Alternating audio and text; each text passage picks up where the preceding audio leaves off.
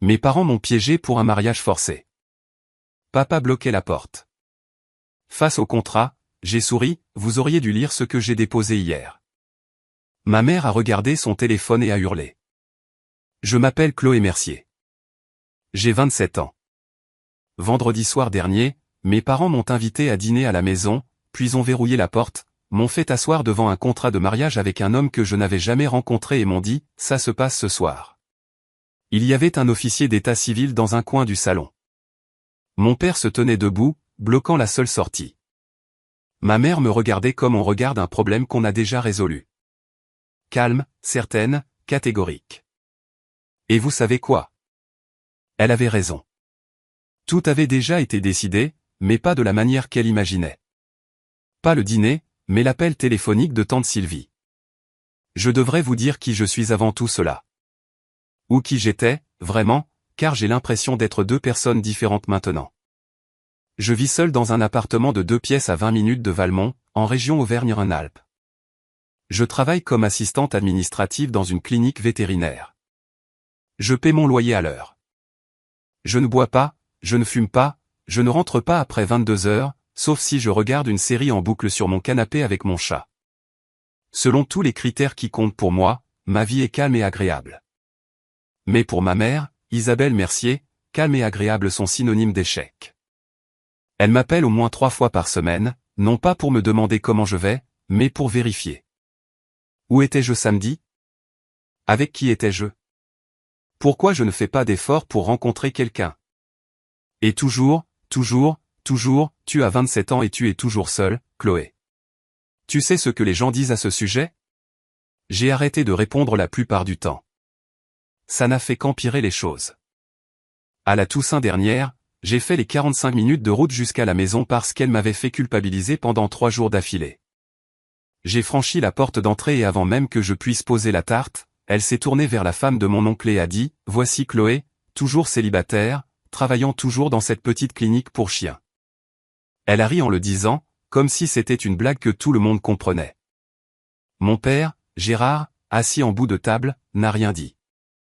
Il ne dit jamais rien. Il a juste hoché la tête, ce hochement lent et lourd, comme s'il était d'accord avec chaque mot mais ne prenait pas la peine de les prononcer lui-même. Et son silence a toujours été plus bruyant que la voix de ma mère. J'avais 24 ans la première fois que je l'ai pensé, peut-être qu'aimer ses parents ne signifie pas devoir survivre à tout ce qu'ils vous font subir. Cette année-là, j'ai commencé à tenir un carnet. Je ne savais pas encore pourquoi. Il y a 2 jeudis, j'étais à la clinique en train de réapprovisionner l'armoire à fourniture quand mon téléphone a vibré. Tante Sylvie. Elle n'appelle jamais pendant les heures de travail. Je suis sorti, je me suis appuyé contre le mur de briques près des poubelles et j'ai répondu. Chloé? Sa voix tremblait. Pas de façon théâtrale, mais comme quelqu'un qui essaie très fort de garder son calme. J'ai besoin que tu m'écoutes et que tu ne dises rien tant que je n'ai pas fini. Je n'ai rien dit. Ta mère m'a appelé cet après-midi. Elle était excitée, elle se vantait, vraiment. Elle a dit que demain soir, vendredi, ils organisent un dîner à la maison. Elle a dit qu'ils allaient régler la situation Chloé. Il y a un homme, il s'appelle Guillaume Delacroix. Il a 38 ans. Il y a un officier d'état civil qui vient et il y a un contrat. J'ai prononcé son nom 3 fois avant de la croire. Sylvie. Sylvie. Sylvie. Qu'est-ce que tu veux dire par un contrat? Un contrat de mariage, ma chérie. Présigné par ta mère et ton père. Elle m'a dit que la famille de Guillaume possède des terres après la nationale 12 et que ton père leur doit de l'argent. Elle voulait que je vienne être témoin que ma nièce faisait enfin ce qu'il faut. Sylvie a marqué une pause. Je lui ai dit que j'étais occupé, mais je ne vais pas te laisser entrer dans cette maison à l'aveugle. Je suis resté assise dans ma voiture sur le parking pendant un long moment. Après avoir raccroché, mes mains tremblaient sur le volant. Pas de peur, exactement, mais du sentiment que quelque chose se mettait en place. Toutes ces années d'appels téléphoniques, de culpabilité et de silence prenaient soudainement une forme que je pouvais voir. Sylvie a dit une dernière chose avant de raccrocher. Calme, stable, comme si elle l'avait gardée pour la fin. Tu ne leur dois pas ta vie, Chloé. J'avais 24 heures, et cette fois, je n'allais pas être sage. Sur le trajet du retour ce soir-là, j'ai imaginé tous les scénarios possibles. Si je ne viens pas, maman appelle tous les parents dans un rayon de 80 km et leur dit que j'ai abandonné la famille. Elle raconte aux femmes de son club de marche que je suis instable. Elle remodèle l'histoire jusqu'à ce que je sois la méchante. Et à Valmont, une fois que vous êtes le méchant, vous le restez. Une petite ville a une mémoire longue et une capacité d'attention courte pour le contexte. Si je viens et que je refuse, papa bloque la porte. Et je le sais parce qu'il l'a déjà fait, pas pour un mariage, mais il y a 3 ans quand j'ai fait un sac et leur ai dit que je déménageais. Il s'est tenu dans l'encadrement de la porte, les bras croisés, et a dit 5 mots, tu sors, ne reviens pas. Je suis sorti quand même, mais ce soir-là, il n'y avait pas d'officier, pas d'étranger en costume, pas de contrat à mon nom. Si je viens et que je dis oui, je perds tout ce que j'ai construit. L'appartement, le travail, les 3 années à apprendre à quoi ressemble le silence quand il est choisi, et non imposé. Je me suis garé sur ma place et je suis resté assise dans le noir pendant un moment. Le moteur tic-taquait. La télé d'un voisin clignotait en bleu à travers sa fenêtre. Et puis je me suis souvenu de quelque chose. Le carnet. 3 ans d'entrée, de date, d'heure, de mots exacts, chaque appel où maman me disait que je faisais honte à la famille. Chaque SMS de papa qui n'était qu'un point. Sa façon de dire que je l'avais déçu sans l'écrire. Des captures d'écran de messages vocaux. Je l'avais gardé parce que je pensais que je devenais folle. J'avais besoin de preuves pour moi-même que ce que je ressentais était réel. Je ne le savais pas encore, mais ce carnet allait devenir tout autre chose. J'ai sorti le carnet du tiroir de ma table de chevet. Couverture bleu marine, coin corné. 3 ans de la voix de ma mère pressée à plat entre les pages comme des fleurs séchées, sauf que rien n'était beau à leur sujet. J'ai feuilleté plus de 200 entrées.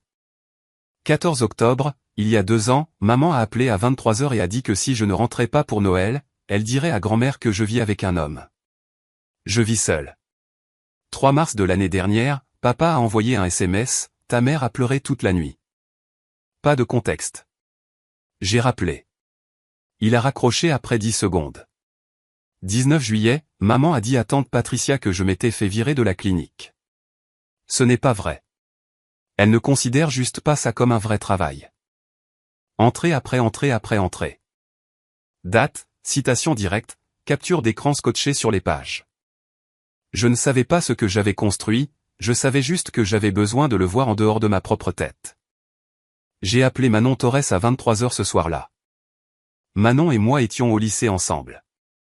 Elle est juriste maintenant au tribunal judiciaire. Elle a décroché à la 2e sonnerie, ce qui vous dit tout sur le genre d'amie qu'elle est. Je lui ai tout raconté, l'appel de Sylvie, le dîner, le contrat, Guillaume Delacroix, l'officier d'état civil. Elle est restée silencieuse pendant un long moment. Puis elle a dit quelque chose qui a changé les 24 heures suivantes de ma vie. Chloé, écoute-moi. Ce n'est pas un drame familial. C'est de l'emprise et du contrôle coercitif. Et la loi française a des procédures pour ça. Je n'ai pas dormi cette nuit-là. Pas parce que j'avais peur. Parce que pour la première fois en 3 ans, je ne faisais pas que documenter ce qui m'arrivait. Je décidais de ce que j'allais faire à ce sujet. Vendredi matin, j'ai appelé le docteur Martin à la clinique et je lui ai dit que j'avais besoin d'une journée pour raisons personnelles.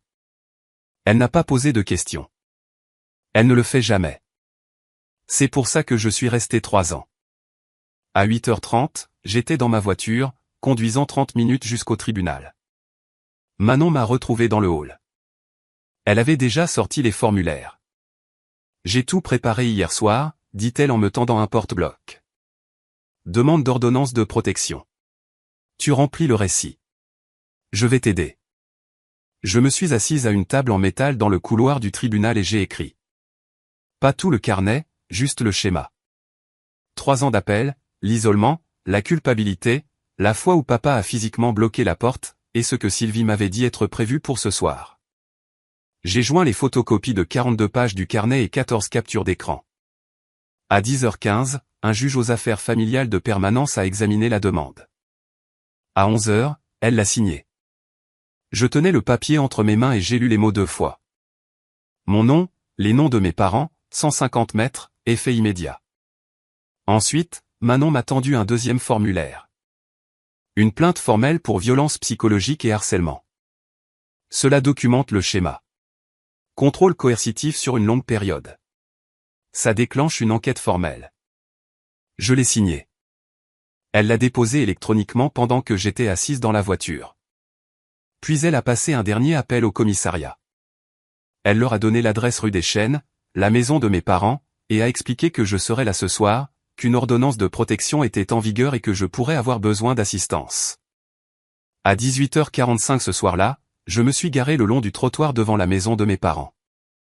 La lumière du Porsche était allumée, la voiture de maman dans l'allée. Un pick-up noir que je ne reconnaissais pas était garé derrière. J'ai activé l'enregistreur vocal de mon téléphone, je l'ai glissé dans mon sac à main et j'ai pris une inspiration. Je n'avais pas peur d'entrer dans cette maison. Pour la première fois de ma vie, je n'avais pas peur du tout. La porte d'entrée était déverrouillée. Ça aurait dû être mon premier indice. Maman ne laisse jamais la porte déverrouillée. Je suis entré et le salon m'a glacé sur place. Une nappe blanche sur la table de la salle à manger. Des fleurs fraîches dans un vase que je n'avais jamais vu auparavant.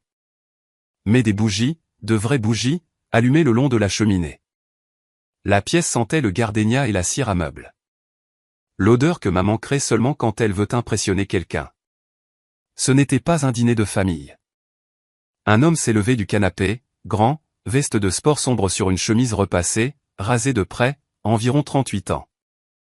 Il m'a regardé et a fait un simple signe de tête, lent, mesuré, comme si nous nous étions déjà mis d'accord sur quelque chose. Je ne l'avais jamais vu de ma vie. Dans le coin près de la bibliothèque, était assis un deuxième homme, plus âgé, peut-être début de la soixantaine, tenant un dossier en cuir sur ses genoux. Il portait un costume gris qui ne lui allait pas tout à fait. Il m'a souri comme les gens sourient aux mariées nerveuses. Tante Sylvie avait décrit chaque détail. L'homme sur le canapé, l'officier dans le coin, même où il serait assis. Ma mère est apparue de la cuisine, s'essuyant les mains sur un torchon, rayonnante. La voilà. Entre, ma chérie. Tout le monde t'attendait. Elle a dit ça comme si c'était une fête d'anniversaire. Comme si j'étais en retard et que tout le monde avait été si patient. J'ai regardé le canapé, l'officier, la nappe blanche, les bougies et les fleurs. J'ai regardé la chaise vide qu'ils avaient installée pour moi, directement en face de l'homme que je n'avais jamais rencontré, avec un stylo placé soigneusement à côté de l'assiette. Pas de dîner, pas de nourriture du tout, juste une mise en scène. Et puis j'ai entendu le verrou cliquer derrière moi. Je me suis retourné. Papa se tenait devant la porte d'entrée, les bras croisés, le dos contre le cadre. Il n'a pas dit un mot, et il n'en avait pas besoin. Avant que je puisse m'asseoir, maman a fait glisser une pile de papier sur la table vers moi. 6 pages agrafées dans le coin, encre bleue. J'ai baissé les yeux. L'en-tête indiquait contrat de mariage et convention d'union. La page 3 comportait 2 signatures en bas. Gérard T. Mercier, Isabelle Monsieur Mercier, sous une ligne qui disait le consentement parental et endossement. Mon nom était déjà dactylographié dans chaque espace vide. Chloé Marie Mercier, imprimé proprement comme une lettre type. Comme si j'étais une case que quelqu'un avait cochée. Qu'est-ce que c'est? Maman a croisé les mains sur la table. Ton avenir. Qui a signé cette section? Ton père et moi. Parce que tu ne le feras pas toi-même. Je n'ai jamais rencontré cette personne. Tu le rencontres en ce moment même. Assieds-toi. L'homme sur le canapé s'est avancé. Il a tendu la main. Je ne l'ai pas prise.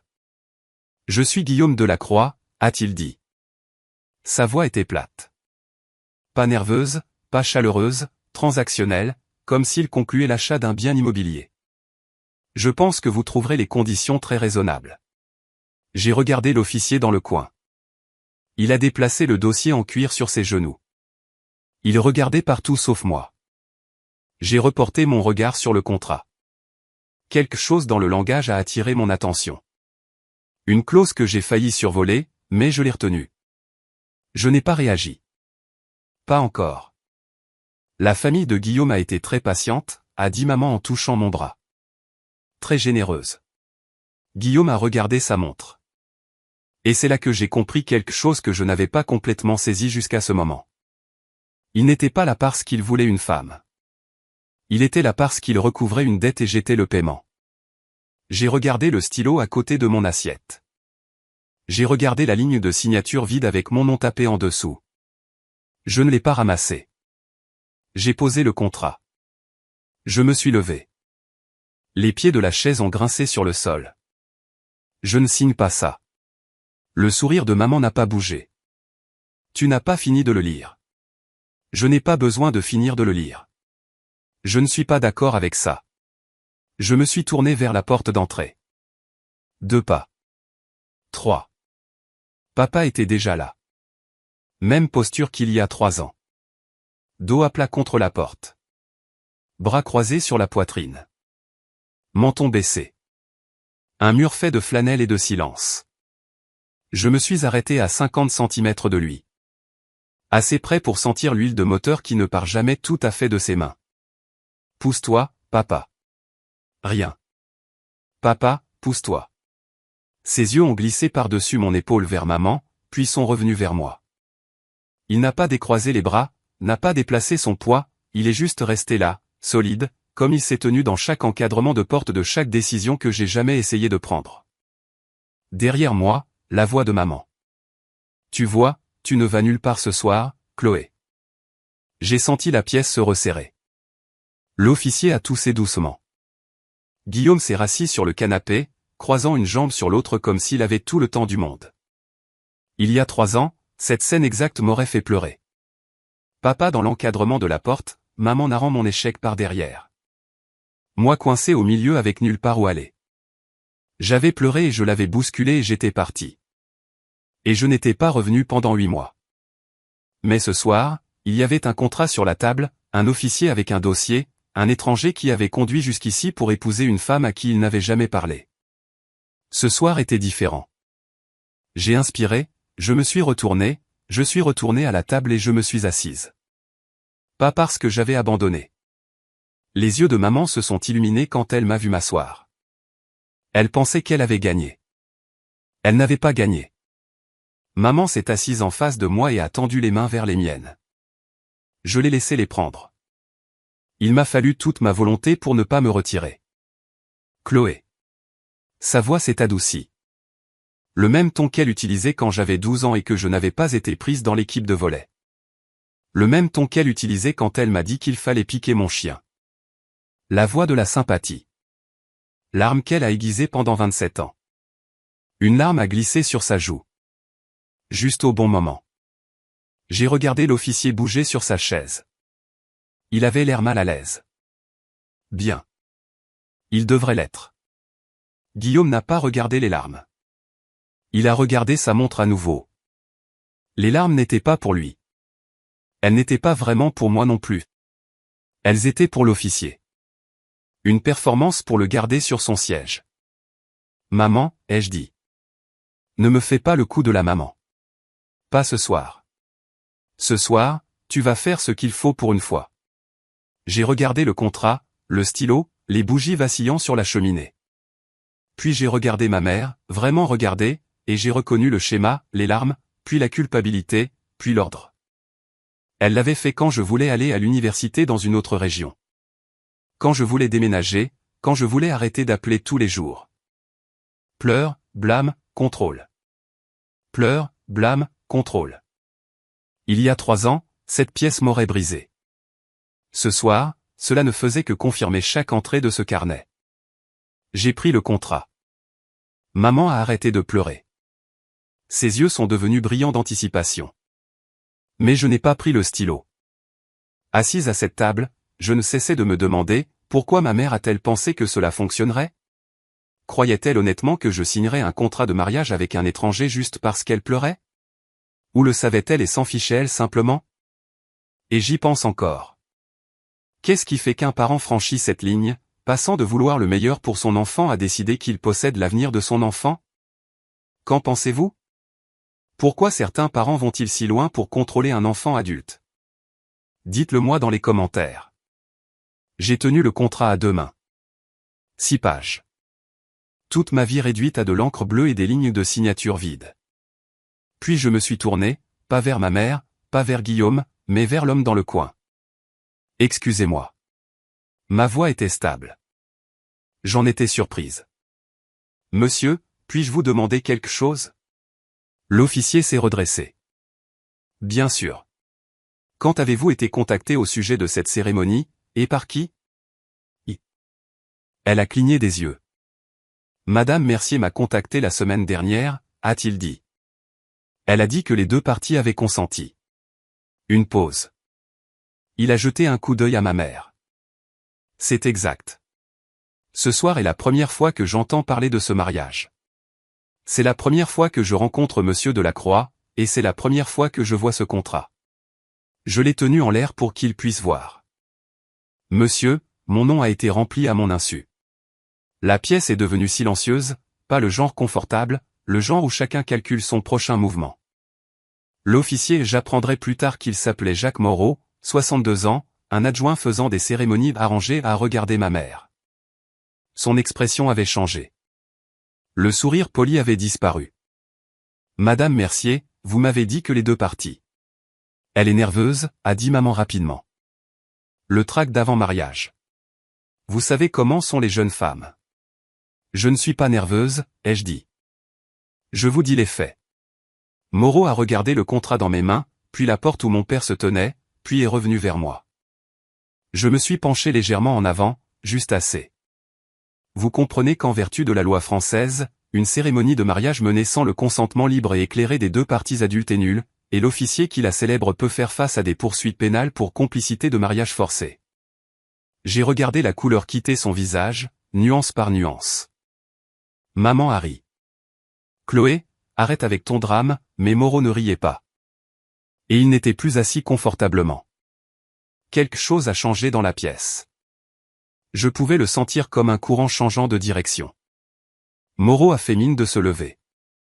La main de maman a jailli. Asseyez-vous. Sa voix a laissé tomber la douceur comme un masque frappant le sol. Elle s'est tournée vers moi et pour la première fois ce soir, j'ai vu la vraie Isabelle Mercier. Pas la mère en pleurs, pas l'hôtesse gracieuse.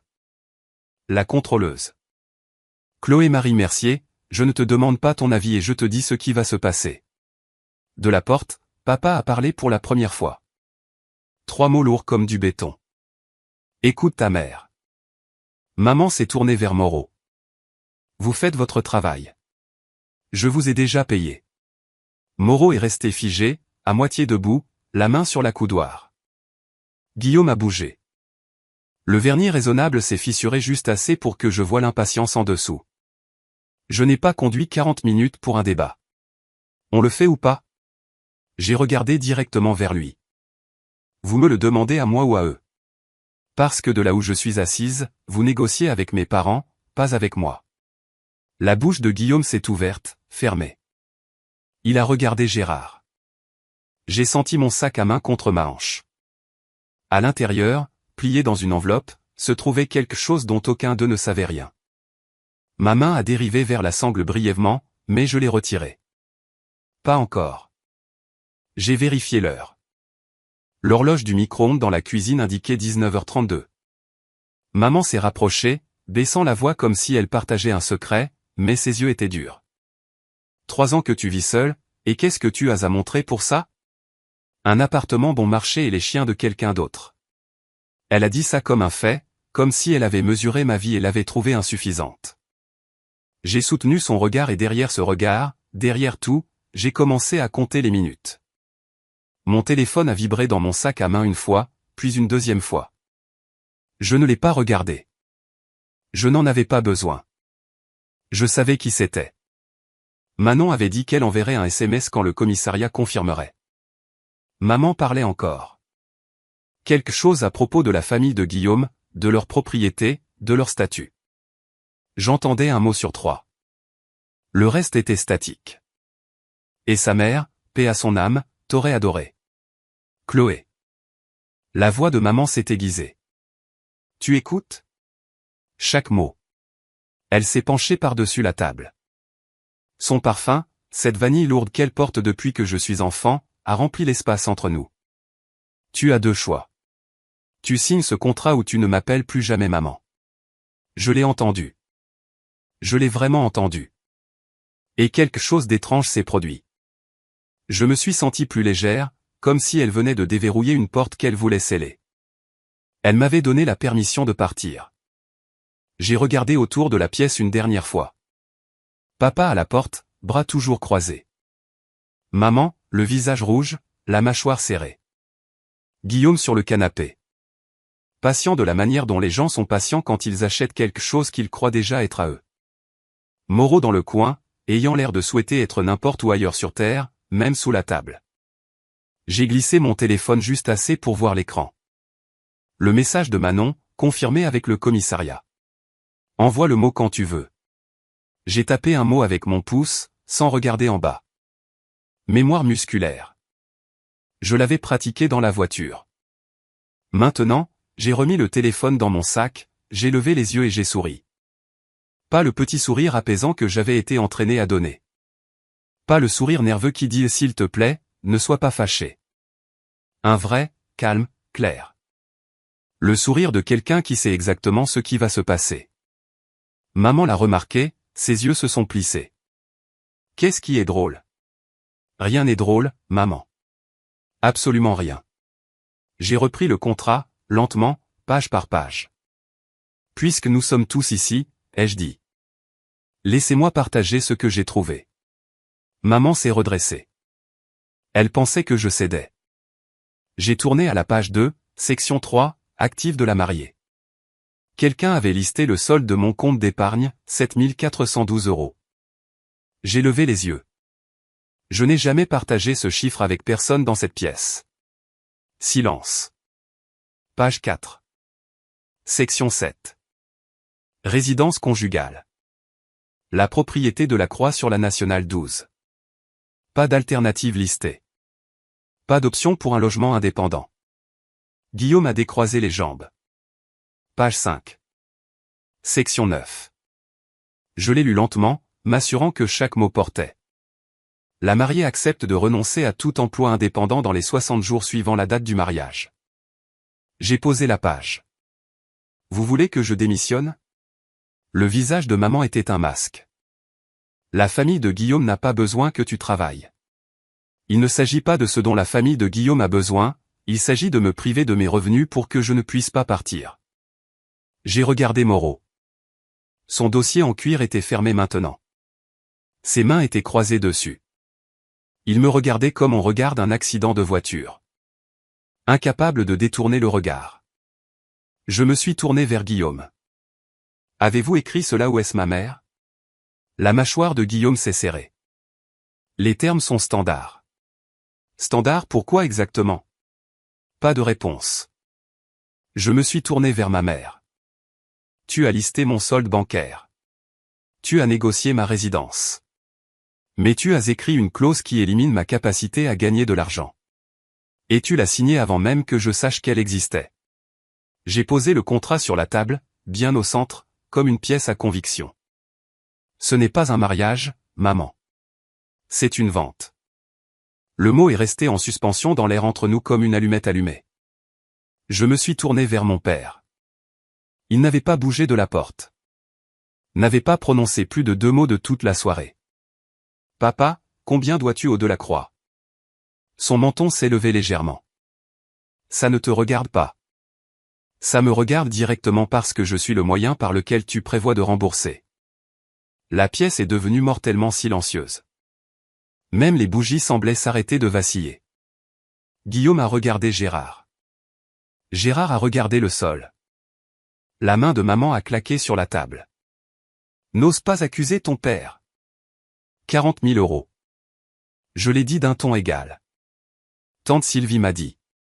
Un prêt foncier qui a mal tourné, dû au printemps dernier. Et au lieu de vendre quelque chose ou de négocier un plan de paiement, vous avez décidé de me vendre. Les bras de Gérard sont tombés le long de son corps. Première fois de la soirée. Le calme de Guillaume s'est finalement brisé. Il s'est levé du canapé. Je ne pense pas que ce soit une caractérisation exacte. Alors corrigez-moi. Il ne l'a pas fait. Moreau s'est levé de sa chaise, les 2 mains agrippant le dossier. Je pense que je dois réévaluer la situation ici. Asseyez-vous. La voix de maman s'est brisée, haute et aiguë, le genre de son qui traverse les murs. Je vous ai payé. Vous allez. Madame. Moreau a levé une main. S'il ne s'agit pas d'une union volontaire, je ne peux pas continuer. Je ne continuerai pas. Il s'est dirigé vers la porte, mais Gérard se tenait toujours là, ne la bloquant plus avec détermination, mais la bloquant par habitude, par sa taille, par la pure inertie d'un homme qui ne sait pas comment s'écarter. Personne ne part pour l'instant, a dit Gérard. Pas fort, presque fatigué. Moreau s'est arrêté, a regardé la porte, a regardé Gérard, m'a regardé, et j'ai vu s'inscrire sur son visage la réalisation que lui aussi était maintenant piégé. Sylvie, a sifflé maman dans sa barbe. Je vais m'occuper d'elle. Moreau a fait un pas de plus vers la porte. Monsieur Mercier, je dois partir. Quand c'est fini, c'est fini. Je ne célèbre pas cette cérémonie. Gérard n'a pas bougé. Il remplissait cet encadrement de porte comme il l'a toujours fait, non pas avec rage, mais avec masse. Un homme qui croit que rester immobile est la même chose qu'avoir raison. J'ai regardé la scène de l'extérieur de moi-même un instant. 4 adultes et un homme bloquant une porte. Dans une maison d'une rue calme un vendredi soir. Si vous passiez en voiture, vous verriez la lumière du porche. Peut-être n'entendriez-vous rien. C'est comme ça que ça marche à Valmont. Tout ce qui est laid se passe derrière des rideaux tirés. Maman a pivoté. Sa voix a changé à nouveau. Douce, blessée. La piste de la victime. Chloé, regarde ce que tu fais. Tu nous humilies devant Monsieur Moreau. Devant Guillaume. Est-ce que c'est qui tu es? J'ai failli rire. Elle s'inquiétait de l'embarras au milieu d'un guet-apens. Une voiture s'est garée dans l'allée d'à côté. Les phares ont balayé les rideaux du salon. La tête de maman a claqué vers la fenêtre. Ferme les stores, Gérard. Il a traversé la pièce et a tiré le cordon. Les stores se sont fermés avec fracas. Puis il est retourné à la porte. J'ai vérifié l'horloge du micro-ondes à nouveau. 19h48. Papa, ai-je dit, tu empêches physiquement 4 personnes de quitter cette maison. Tu sais comment ça s'appelle? Il n'a pas répondu. Ça s'appelle de la séquestration. En France, c'est un délit grave, voire un crime selon la durée. Les mains de papa pendant le long de ses flancs se sont maintenant fermées en poing. Pas pour frapper qui que ce soit. Je connais mon père. C'était la seule façon qu'il connaissait pour se contenir. Quelque part dehors, très faible, j'ai cru entendre une sirène, mais je n'étais pas encore sûr. J'ai posé le contrat sur la table, je l'ai centré proprement entre les fleurs et le couvert non allumé. Puis je me suis levé lentement. La chaise a fait à peine un bruit, et j'ai regardé ma mère. J'ai regardé mon père. J'ai regardé Guillaume Delacroix, qui avait conduit 40 minutes pour acheter une femme avec la dette de quelqu'un d'autre. Et j'ai souri. Pas un sourire narquois. Le genre de sourire qui vient quand chaque pièce se met enfin en place et que vous voyez tout l'échiquier. Maman, papa. M. Ma voix était si stable qu'elle ne semblait pas être la mienne. Vous auriez vraiment dû lire ce que j'ai déposé hier. 3 secondes de silence. Les 3 secondes les plus longues que ce salon ait jamais contenues. Qu'est-ce que tu as déposé? La voix de maman était mince. J'ai ouvert mon sac, sorti 2 enveloppes, couleur crème, impeccables. J'ai placé la première sur la table. Ceci est une ordonnance de protection d'urgence signée ce matin par un juge au tribunal. Elle vous interdit à tous les deux de me contacter ou de vous approcher à moins de 150 mètres de moi. Avec effet immédiat. J'ai placé la deuxième enveloppe à côté. Et ceci est une plainte formelle déposée auprès du procureur documentant un schéma de plusieurs années de violence psychologique, d'emprise et d'isolement. Je les ai posés juste à côté du contrat de mariage. 3 documents sur une nappe blanche. 2 des leurs, 2 des miens. La pièce ne respirait plus. Puis le téléphone de maman a vibré sur le comptoir de la cuisine. Une notification. Puis le téléphone de papa dans sa poche arrière a vibré contre le cadre de la porte. Et de dehors, non plus faible, non plus peut-être, est venu le son d'une sirène. Se rapprochant, puis s'arrêtant. Juste devant la maison. Maman a commencé à crier. Elle a saisi son téléphone sur le comptoir. Ses mains tremblaient tellement qu'elle a dû essayer son code 2 fois. J'ai regardé son visage alors qu'elle lisait la notification du système judiciaire ou le message automatique lié à la plainte. Son nom, mon nom, les termes. Sa bouche s'est ouverte, puis fermée, puis ouverte à nouveau. Qu'est-ce que c'est? Qu'est-ce que tu as fait? Papa a sorti son téléphone de sa poche arrière. Même notification. Il l'a lu comme il lit tout, lentement, les lèvres bougeant légèrement. Et j'ai vu quelque chose que je n'avais jamais vu auparavant sur le visage de Gérard Mercier. La peur. Guillaume Delacroix était déjà sur ses pieds. Je n'ai rien signé. Je ne fais pas partie d'eux. Je dois partir. Pour la première fois de la soirée, la voix plate et transactionnelle avait une fissure. Il ne s'inquiétait plus du mariage. Il s'inquiétait pour lui-même. Moreau a vu son ouverture. Au moment où Gérard s'est éloigné de la porte pour vérifier son téléphone, Moreau a bougé rapidement pour un homme de 62 ans, et il a ouvert la porte d'entrée et l'a franchie avant que quiconque ne puisse réagir. Des lumières bleues ont pulsé à travers l'ouverture de la porte, balayant la nappe blanche. Les fleurs, le contrat, le visage de ma mère, une voiture de police garée le long du trottoir, moteur tournant. Je pouvais entendre la voix de Moreau dehors, parlant rapidement à quelqu'un, puis des pas sur le porche. Maman m'a regardé. Pas avec colère. Pas encore. Ça viendrait plus tard. En ce moment, c'était pire. L'incrédulité. L'expression de quelqu'un dont le scénario a été renversé, qui a écrit chaque ligne de la pièce et ne reconnaît soudainement plus la scène. Chloé. Sa voix s'est brisée au milieu. Tu as appelé la police pour tes propres parents? Je n'ai pas répondu. Je n'en avais pas besoin. Le coup à la porte a répondu pour moi. L'officier à la porte était une femme. Fin de la trentaine, cheveux bruns tirés en arrière, yeux calmes qui ont analysé la pièce en environ 2 secondes chrono. Bonsoir. Je suis le brigadier-chef Hollande de la police nationale. Nous avons reçu notification qu'une ordonnance de protection est active à cette adresse. Elle n'était pas bruyante. Elle n'en avait pas besoin. Je me suis avancé. Je suis Chloé Mercier. Je suis la requérante de l'ordonnance de protection. J'ai été invité ici sous de faux prétextes et j'ai été physiquement empêché de partir.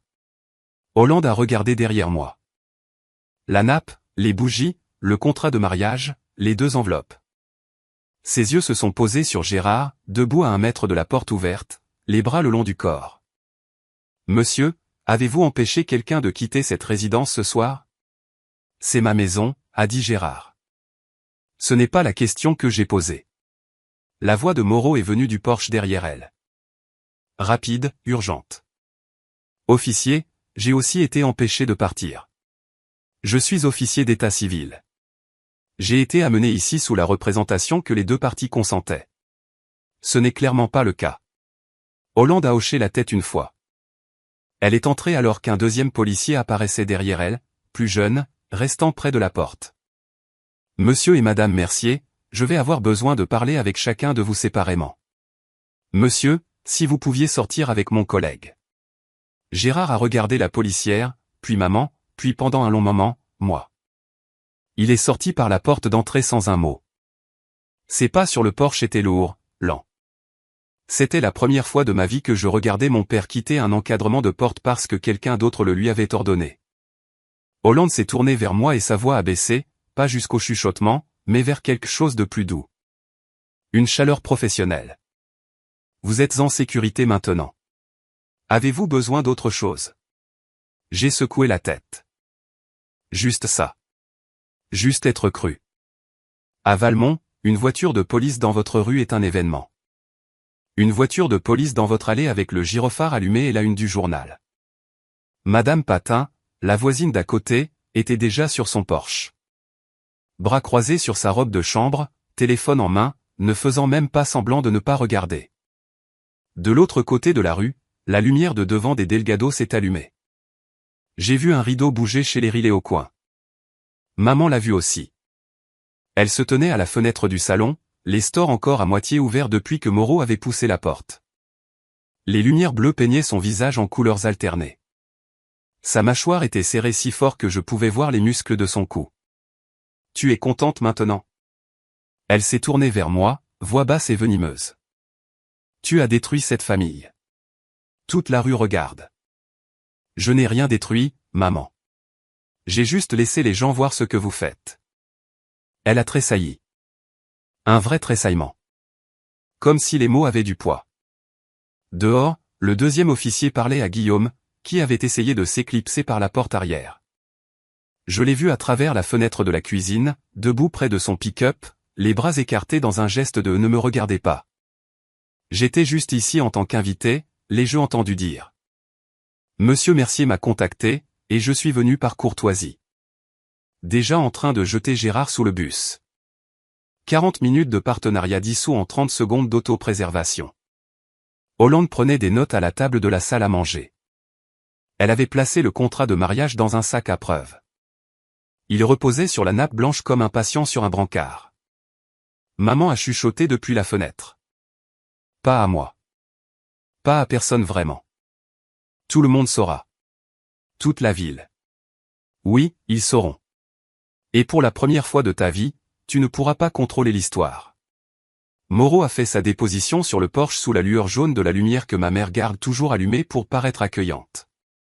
Il a tendu son téléphone à Hollande montrant la chaîne de mai d'Isabelle. Date, heure, confirmation de paiement. Elle lui avait envoyé 250 € via une application mobile. Objet, cérémonie vendredi, Mercier de la Croix. Elle m'a dit que les deux parties étaient impatientes, a dit Moreau. Sa voix était instable. Elle a dit que sa fille était timide mais heureuse, que c'était une fête de famille. Hollande a tout documenté. Horodatage des emails. Le contrat de mariage maintenant scellé dans du plastique. La description physique de la soirée par Moreau, qui était assis où, ce qui a été dit. Le moment où il a essayé de partir et a été arrêté. Elle s'est tournée vers moi. Mademoiselle Mercier, j'ai le numéro de l'ordonnance de protection dans le dossier, vos parents seront formellement notifiés que le contact avec vous est interdit selon les termes de l'ordonnance. Je lui ai tendu une copie imprimée de l'ordonnance de mon sac, puis le numéro de dossier de la plainte écrit sur un post-it. Puis je lui ai parlé de l'enregistrement vocal sur mon téléphone. J'enregistre depuis que je suis entré. Hollande a marqué une pause, m'a regardé, pas surprise exactement, plutôt comme si elle recalibrait. C'est admissible. Je note cela au dossier. J'ai hoché la tête. Depuis l'allée, le deuxième officier prenait des notes sur Gérard. Séquestration notée sur le champ. Pas une arrestation, pas ce soir, mais un dossier formel, une trace papier. Moreau s'est tourné vers moi avant de partir. Ses yeux étaient rouges. Mademoiselle Mercier, je ne savais pas. Je suis vraiment désolé. Je vous crois, ai-je dit. Il a marché jusqu'à sa voiture, a démarré le moteur, et parti lentement, comme s'il essayait de ne pas faire plus de bruit dans une nuit qui avait déjà été trop bruyante. Et je suis resté sur le porche et j'ai regardé ses feux arrière disparaître. Hollande a dit à Gérard qu'il serait cité pour séquestration, un délit. Pas de prison, pas ce soir, mais un casier, un document formel avec son nom et la date et une description de ce qu'il a fait. J'ai regardé mon père entendre ces mots. Il n'a pas discuté, n'a pas élevé la voix. Il est juste resté là sur la pelouse devant le noyer qu'il a planté l'année de ma naissance et quelque chose dans sa posture a changé. Les larges épaules qui avaient rempli chaque porte de mon enfance semblaient se rétrécir. Les bras qui avaient été croisés comme une armure toute la nuit pendaient, lâches, sans but. Il m'a regardé à travers la porte d'entrée ouverte, pas en colère, pas suppliant, quelque chose que je n'avais jamais vu de lui auparavant, confus, comme s'il regardait quelqu'un qu'il ne reconnaissait pas. J'ai soutenu son regard. Je n'ai pas détourné les yeux, ne lui ai pas donné le petit hochement de tête d'excuse qu'il avait été entraîné à attendre de moi pendant 27 ans. Puis je me suis retourné vers l'intérieur. Maman était assise à la table de la salle à manger sur la chaise qui m'avait été assignée pour la cérémonie. Les bougies s'étaient consumées, la cire avait coulé sur la nappe. Elle fixait les deux enveloppes que j'avais placées là, l'ordonnance de protection, la plainte, comme si elles étaient quelque chose de vivant. Ce n'est pas fini, Chloé. Je prendrai un avocat. Je vais. Le brigadier Hollande est rentré. Madame, je vous recommande vivement de prendre un avocat.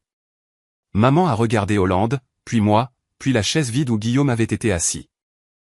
Les services sociaux et le procureur vous contacteront sous 5 jours ouvrables, a ajouté Hollande en écrivant quelque chose sur son carnet. L'enquête est déjà ouverte. Maman a ouvert la bouche, l'a fermée. Pour la première fois de ma vie, Isabelle Mercier n'avait pas de réplique préparée. Le silence était le son le plus fort que j'ai jamais entendu dans cette maison. Guillaume Delacroix a été relâché après avoir fait sa déposition. Hollande lui a dit la même chose qu'elle avait dite à mes parents. Il pourrait recevoir une convocation si l'enquête se poursuivait. Il n'a pas répondu, n'a regardé personne, est juste monté dans son pick-up noir, a démarré le moteur, a passé la marche arrière et a reculé dans l'allée avec la précision d'un homme qui voulait effacer chaque seconde passée rue des Chênes. Je suis resté sur le porche et j'ai regardé les feux arrière rétrécir sur la route jusqu'à ce qu'ils disparaissent après le virage du vieux silo à grains. Mais cet homme a conduit 40 minutes jusqu'à cette maison, s'est assis sur ce canapé pendant plus d'1 heure, m'a regardé dans les yeux et a dit « Je pense que vous trouverez les conditions très raisonnables ». Il savait que je ne l'avais jamais vu auparavant. Il savait que je n'avais pas consenti, et il est resté quand même. Ce soir, il rentre chez lui avec rien. Pas la femme qu'il s'était arrangée pour collecter, pas les 40 000 € de levier sur mon père, pas même sa dignité, parce qu'il avait jeté Gérard sous le bus au moment où les lumières bleues ont frappé l'allée. Moreau était déjà parti. Maintenant Guillaume. Les seules personnes restantes étaient mes parents, 2 policiers et moi. Hollande s'est approché. Mademoiselle Mercier, vous êtes libre de partir quand vous êtes prête. L'ordonnance est en vigueur. Si l'un ou l'autre parent vous contacte ou s'approche à moins de 150 mètres, appelez le 17 immédiatement. Je l'ai remercié, je lui ai serré la main. L'un des officiers, le plus jeune, a murmuré quelque chose à son collègue alors qu'il se dirigeait vers la voiture de patrouille. Je l'ai attrapé de justesse. Première fois que je vois quelque chose comme ça à Valmont. J'ai pris mon sac à main sur la table de la salle à manger, je suis passé devant la nappe blanche, les bougies fondues, les chaises vides. 40 000 €. C'était le chiffre que mes parents avaient mis sur ma vie. Je suis sorti par la porte d'entrée selon mes propres termes. Le trajet de retour a été 45 minutes de silence. Je n'ai pas allumé la radio. Je n'ai pas appelé Manon. Je n'ai pas appelé Sylvie. J'ai juste conduit. Les 2 mains sur le volant. Les phares coupant l'obscurité de la départementale 9 là où les lampadaires s'arrêtent et où il n'y a que vous et les pins. Mes mains tremblaient. Elles n'avaient pas tremblé de toute la soirée. Pas quand papa a bloqué la porte. Pas quand maman a pleuré. Pas quand j'ai sorti les enveloppes. Mais maintenant, seul dans la voiture sans personne pour qui jouer le calme, mon corps a rattrapé le coup. J'ai pensé à ma mère. Pas la femme qui m'avait tendu un piège ce soir. L'autre, celle qui me tressait les cheveux si serrés que ça tenait 3 jours. Qui faisait des gratins de pâte maison quand j'avais la grippe. Qui gardait chacun de mes bulletins scolaires dans une boîte à chaussures sur l'étagère supérieure de son placard. Puis j'ai pensé à cette même femme. Signant un contrat avec mon nom dessus, listant le solde de mon compte bancaire, engageant un officier, choisissant un étranger, bloquant la porte. Ces 2 femmes sont ma mère. C'est la partie que personne ne vous dit. Les gens qui vous blessent le plus ne sont pas des étrangers. Ce sont ceux qui savent exactement où vous êtes tendre parce qu'ils vous ont fait ainsi. Je me suis garé sur ma place à 21h20. J'ai coupé le contact, je suis resté assise dans le noir pendant un moment, écoutant le tic-tac du moteur qui refroidissait et l'aboiement lointain du chien de quelqu'un. Puis je suis entré, j'ai verrouillé la porte, j'ai glissé le long du mur de la cuisine jusqu'au sol, et j'ai pleuré fort et laidement. De la façon dont on ne peut pleurer que quand personne ne regarde et qu'on n'a plus besoin d'être fort. Manon a appelé à 23h. Tu vas bien?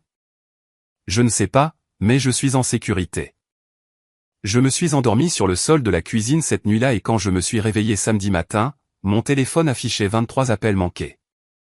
Je me suis assise sur le sol de la cuisine avec mon téléphone et j'ai fait défiler 11 appels de maman. Je pouvais tracer son arc émotionnel juste à partir des horodatage à 3 minutes d'intervalle au début. Énergie de colère, puis des écarts plus longs, puis un groupe vers 2h du matin quand la phase de pleurs a dû commencer. 4 de papa. Pas de messages vocaux. Du Gérard classique. Appeler. Attendre. Raccrocher. Répéter. Le silence livré par tranche. 3 de parents à qui je parle à peine. À la pêche aux détails. 2 de tante Sylvie. Je l'ai rappelé en premier. Ça va, ma chérie? Fatiguée, mais ça va. Qu'est-ce que tu entends? Sylvie a expiré. C'est partout. Madame Patin l'a dit à son groupe de marche avant le petit déjeuner. À midi, toutes les femmes de Valmont qui possèdent une paire de baskets savaient qu'il y avait une voiture de police dans l'allée de ta maman. Un appel du numéro de Guillaume Delacroix. Pas de message vocal. Puis le numéro était bloqué. Il l'avait supprimé de son côté. 2 numéros que je ne reconnaissais pas. Je n'ai rappelé aucun d'eux sauf celui de Sylvie. Puis mon téléphone a vibré avec un SMS de maman. Long. Le genre de message qu'elle compose comme un mémoire juridique plein de reproches et de culpabilité redirigée. J'ai lu la première ligne. Tu as détruit ton père et moi. Je ne peux pas montrer mon visage. J'espère que tu es satisfaite. J'ai fait une capture d'écran, je l'ai ajouté au dossier de preuves sur mon téléphone, je l'ai classé comme Manon me l'avait appris. Date, heure, résumé du contenu. C'était automatique maintenant. 3 ans de pratique. Sylvie m'a dit une dernière chose avant de raccrocher. Ta mère a appelé ta tante Patricia ce matin. Elle lui a dit que tu avais été psychologiquement influencé. C'est l'histoire qu'elle adopte. Je n'étais pas surprise. Isabelle Mercier ne perd pas. Elle réécrit. Mais cette fois, il y avait trop de témoins.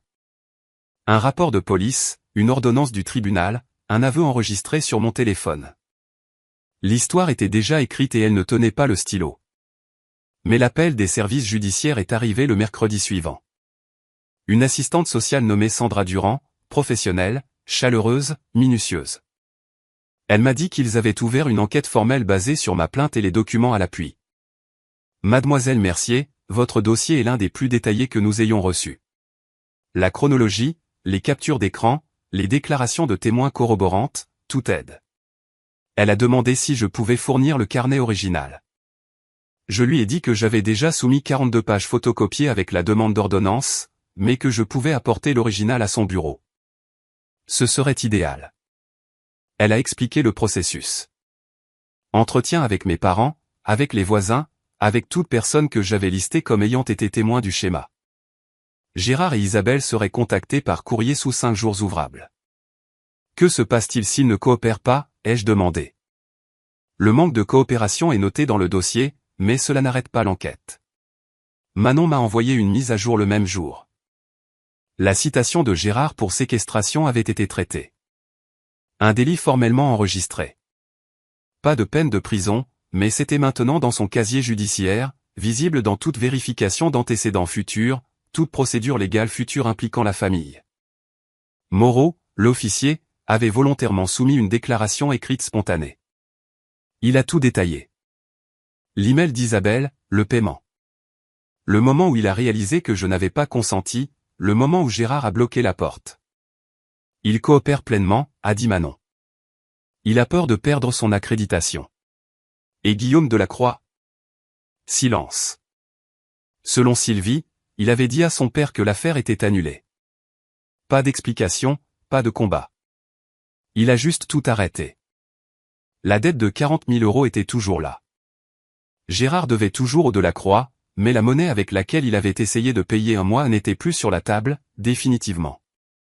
J'ai raccroché avec Sandra Durand et je suis resté assise à ma table de cuisine pendant un long moment, juste à respirer.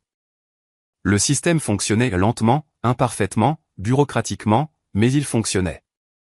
2 semaines après le dîner, une lettre est arrivée à mon appartement, pas de mes parents, mais de leur avocat. Une demande formelle d'annuler l'ordonnance de protection, affirmant que j'avais grossièrement exagéré un désaccord familial de routine. Je l'ai transféré à Manon. Elle l'a lu au téléphone sur le ton qu'elle réserve aux choses qui sont à la fois juridiquement faibles et personnellement insultantes. C'est du harcèlement, Chloé, et ça vient juste d'ajouter une autre pièce à ton dossier. 3 jours plus tard, maman a appelé la clinique vétérinaire, a demandé à parler à ma responsable. Le docteur Martin m'en a parlé pendant ma pause déjeuner, son visage prudent et bienveillant. Ta mère a appelé ce matin et elle a dit, et je cite, « Ma fille est émotionnellement instable et on ne devrait pas lui confier de responsabilité. » Mon estomac s'est noué. Le docteur Martin a posé sa main sur mon bras. Je lui ai dit que tu es l'une des personnes les plus fiables de mon équipe, et je lui ai dit que si elle appelle à nouveau, je documenterai cela comme du harcèlement au travail. Je l'ai remerciée. Je ne pense pas qu'elle savait à quel point cela comptait. Isabelle était à court de levier à tirer. Le club de marche avait discrètement arrêté de l'inviter. Madame Patin faisait un signe poli, mais ne s'attardait pas. À la quincaillerie, les gens qui avaient l'habitude de discuter avec elle de jardinage faisaient la conversation et passaient leur chemin. Valmont est assez petite pour que tout le monde sache, et assez polie pour que personne ne vous le dise en face. Puis Gérard a appelé. Un appel, court. Je ne savais pas que ça irait aussi loin. Sa voix était basse, rauque. Mais tu as quand même bloqué la porte, papa. Silence, puis le clic d'une ligne coupée. Je l'ai dit à Manon ce soir-là autour d'un café alors qu'elle me regardait avec des yeux stables. Il n'est pas désolé pour ce qu'il a fait. Il est désolé que ça n'ait pas marché. Voulait discuter. Je ne pouvais pas. Je me suis demandé 100 fois depuis cette nuit-là, ai-je fait la bonne chose? Appeler la police chez mes parents, porter plainte contre ma propre famille. Il y a des moments, tard le soir habituellement, où je me demande si j'ai été trop dur, si j'aurais dû juste sortir et ne jamais regarder en arrière au lieu d'impliquer la loi. Mais ensuite je me souviens du verrou cliquant, du contrat avec mon nom dessus, du dos de papa contre la porte. Si vous étiez à ma place, auriez-vous appelé? Dites-le moi dans les commentaires. J'ai renouvelé l'ordonnance de protection pour 6 mois. Puis je me suis assise à ma table de cuisine un dimanche matin, j'ai ouvert mon ordinateur portable et j'ai écrit un email à tous les deux. Court, clair, pas de colère, pas d'accusation, pas de drame, juste la vérité. Maman, papa, je vous aime. Je veux que vous sachiez que ça n'a pas changé, et je ne pense pas que ça changera un jour. Mais je ne serai pas en contact avec l'un ou l'autre de vous tant que 3 choses ne se seront pas produites. Premièrement, vous complétez un programme de thérapie familiale avec un thérapeute agréé. Deuxièmement, vous reconnaissez à voix haute avec vos propres mots ce qui s'est passé la nuit du 11 octobre. Pas une version, pas une interprétation. Ce qui s'est passé. Troisièmement, vous respectez les limites que j'ai fixées. Pas parce qu'une ordonnance du tribunal l'exige, mais parce que vous choisissez de le faire. Ce n'est pas une punition. C'est ce dont j'ai besoin pour me sentir en sécurité. J'espère que vous ferez le travail. Mais je comprendrai si vous ne le faites pas, je l'ai lu 2 fois. J'ai cliqué sur envoyer. Maman a répondu dans les 4 heures. Un email de 4 pages simples interlignes. Elle blâmait tante Sylvie de m'avoir empoisonné. Elle blâmait la culture moderne de rendre les filles irrespectueuses. Elle blâmait mon travail, mon appartement, mon indépendance. Elle blâmait tout et tout le monde sauf la femme qui avait signé un contrat de mariage au nom de sa fille adulte. Elle n'a jamais utilisé les mots « je suis désolé ». Papa n'a pas répondu du tout. J'ai lu l'email de maman à moitié. Puis je l'ai archivé. Je ne l'ai pas supprimé. J'en aurais peut-être besoin un jour, mais je ne l'ai pas fini non plus. Il n'y avait rien dans ces 4 pages que je n'ai pas entendu 1000 fois auparavant. Une limite n'est pas un mur. C'est une porte avec une serrure, et la clé est entre leurs mains. Ils doivent juste vouloir la ramasser. Jusqu'à présent, ils ne l'ont pas fait. Tante Sylvie et moi avons une nouvelle tradition maintenant. Chaque dimanche matin, nous nous retrouvons dans un café à mi-chemin entre nos 2 villes, un endroit appelé chez Ruby avec des banquettes en vinyle craquelé, un café trop fort et des crêpes énormes. Elle arrive toujours la première. Elle commande toujours mon café avant que je m'assoie. Noir, un sucre. La façon dont elle m'a appris à le boire quand j'avais 16 ans et qu'elle a dit, si tu dois être une femme dans cette famille, tu ferais mieux d'apprendre à aimer les choses un peu amères. Dimanche dernier, elle m'a parlé de son propre mariage. Celui qu'Isabelle appelle toujours l'échec. Elle m'a raconté comment son ex-mari ouvrait son courrier, vérifiait son kilométrage, chronométrait ses courses.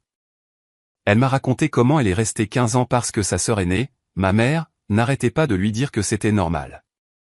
Je suis parti quand j'avais 43 ans, a dit Sylvie en remuant son café. 15 ans trop tard. J'ai reconnu ce que ta mère te faisait parce que j'ai vécu à l'intérieur d'une version de ça.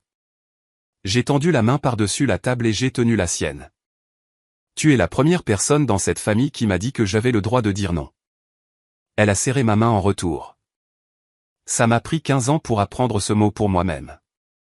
Manon est arrivée en retard comme elle le fait toujours, s'est glissée sur la banquette et a commandé un café.